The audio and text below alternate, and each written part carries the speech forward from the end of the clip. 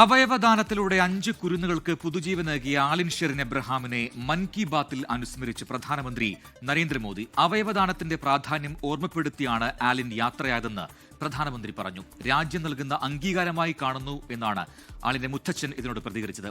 അതേസമയം അവയവദാനത്തിന് പിന്നാലെ സൈബർ ആക്രമണം നേരിടുകയാണ് ആ കുടുംബം.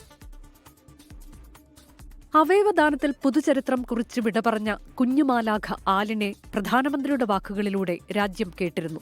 कुछ ही दिन पहले हमने केरला की एक नन्ही मासूम आलिन शेरिन अब्राहम को खो दिया है. इतने गहरे दर्द के बीच भी आलिन के पिता अरुण अब्राहम और मां शेरिन ने एक ऐसा फैसला लिया जिससे हर देशवासी का हृदय उनके प्रति सम्मान से भर गया है. ഏറെക്കാലം ജീവിച്ചിരിക്കേണ്ട കുഞ്ഞായിരുന്നു. നിരവധി സ്വപ്നങ്ങൾ ബാക്കിയാക്കിയാണ് വിട പറഞ്ഞത്. എല്ലാമായ കുഞ്ഞിനെ നഷ്ടപ്പെടുന്ന വേദനയിലും അവയവങ്ങൾ ദാനം ചെയ്യാൻ കുടുംബം തീരുമാനിക്കുകയായിരുന്നുവെന്നും പ്രധാനമന്ത്രി പറഞ്ഞു. അതേസമയം മൻ കി ബാത്തിൽ ആലിൻ ഷെറിനെ പ്രധാനമന്ത്രി പരാമർശിച്ചതിൽ സന്തോഷമുണ്ടെന്ന് ആലിന്റെ മുത്തച്ഛൻ പ്രതികരിച്ചു.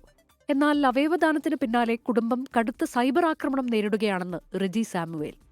അവർക്ക് റീച്ച് കിട്ടാൻ വേണ്ടി വേറെ എന്തുമാത്രം കാര്യങ്ങളുണ്ട് ലോകത്ത്, എന്തുമാത്രം. ഇത്തരത്തിലുള്ളൊരു 10 മാസം പ്രായമുള്ള കുഞ്ഞിൻ്റെ മാതാപിതാക്കളെ ആക്ഷേപിക്കുക, ഞങ്ങൾ ഈ ചില കാര്യങ്ങൾക്ക് കൂട്ടുനിൽക്കുന്നു, എന്തൊരടിസ്ഥാനരഹിതമാണ്, വളരെ മോശം. ഇത് മലയാളിക്ക് ചേർന്നതല്ലെന്നാണ് എനിക്ക് പറയാനുള്ളത്.